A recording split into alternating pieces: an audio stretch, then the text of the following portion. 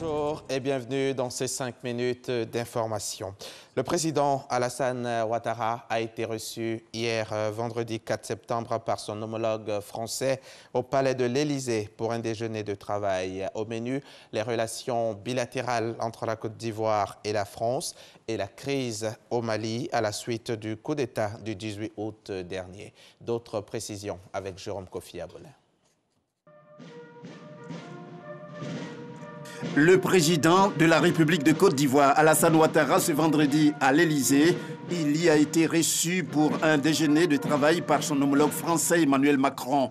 Les deux chefs d'État se sont félicités à cette occasion de l'excellence des relations entre leurs deux pays et ont réaffirmé leur détermination à les renforcer davantage.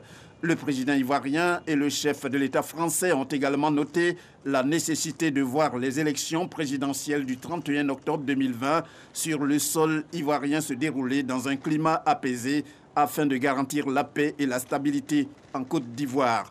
Aussi faut-il ajouter que les présidents Ouattara et Macron ne se sont pas quittés sans parler de l'évolution de la situation dans la sous-région, notamment la crise au Mali marquée par la démission du président Ibrahim Boubacar Keïta après la prise du pouvoir par la junte militaire. Les chefs d'État ivoiriens et français ont à cet égard réitéré leur engagement aux côtés des Maliens à tout mettre en œuvre pour contribuer conformément aux décisions de la CEDEAO au maintien de la stabilité, la paix et la sécurité au Mali.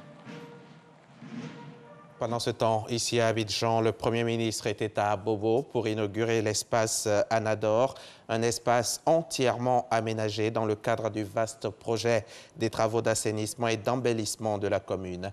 Ahmed Bakayoko, qui en est par ailleurs le premier magistrat, dit vouloir faire d'Abobo une belle commune où il fait bon vivre. Le témoignage d'Issaïeo à suivre dans le 13h. La police nationale renforce sa présence à San Pedro. Une caserne de la compagnie républicaine de sécurité vient d'ouvrir ses portes dans la ville grâce au conseil municipal. Coût de l'ouvrage, 97 millions de francs CFA.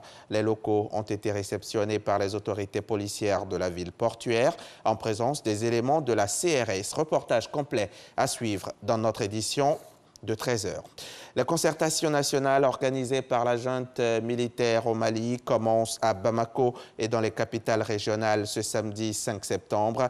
Partis politiques, syndicats, sociétés civiles, groupes armés signataires de l'accord de paix de 2015, tous sont conviés pour, dans un premier temps, se mettre d'accord sur les objectifs de ces consultations qui se poursuivront en fin de semaine prochaine. En substance, les forces vives maliennes doivent définir l'architecture de la transition à venir. La junte entend dégager des positions de consensus, une tâche qui s'annonce très compliquée tant les positions divergent dans le pays. En France, la Direction générale de la santé a indiqué hier vendredi que près de 9000 nouveaux cas de Covid ont été détectés dans le pays lors des 24 dernières heures. C'est un record depuis le début de la pandémie. La vigilance s'impose toujours. Respect des gestes barrières, lavage régulier des mains à l'eau et au savon, le port du masque et bien sûr la distanciation physique d'1 mètre entre vous et les autres.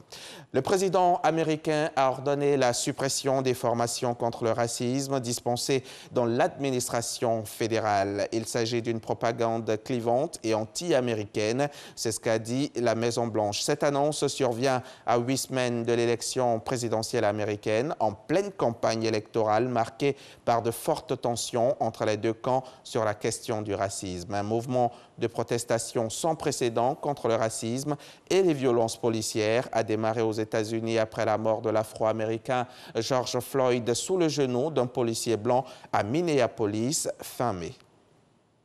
Fin de ce flash. On se retrouve à 13h pour le point complet de l'actualité.